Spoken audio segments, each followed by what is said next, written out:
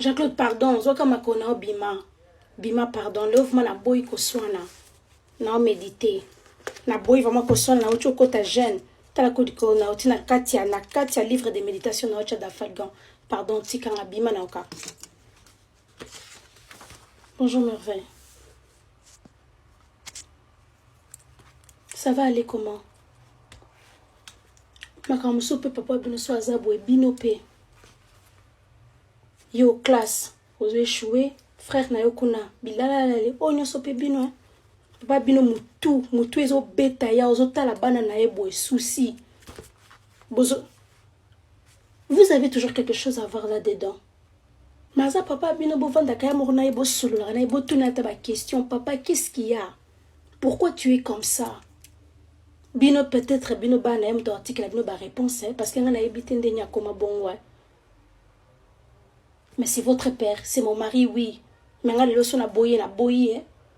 mais c'est votre père, botu na kaye. Parce que mon amour na muto papa bino, est-ce que vous n'avez pas question?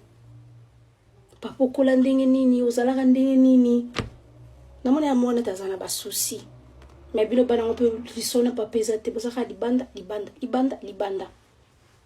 Uta occupé, nani occupé?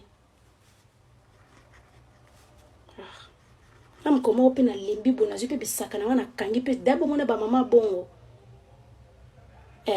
Ba mama pa kraka zupe bisaka na kei pa tiki bana na mobali ngo binos na tiki bino na kei. Ba ya bomoni scénario. Bon, la culture na biso balba toujours bana ba kotara ba problème ya ba parenté. Mais au moins na er moko so bango moko ba bandi ma problème na bango ba komi ba kotisi bino o ya lobi ke so na mama na yo ke so na papa na yo, est-ce que vous tenez que ba question, est-ce que vous savez ka boy. Donc na tuni bino question, est-ce que ceux qui ba parents na biso er balo baka bongo, est-ce qu'on peut vraiment se permettre d'aller et essayer de arranger les choses, parler avec eux?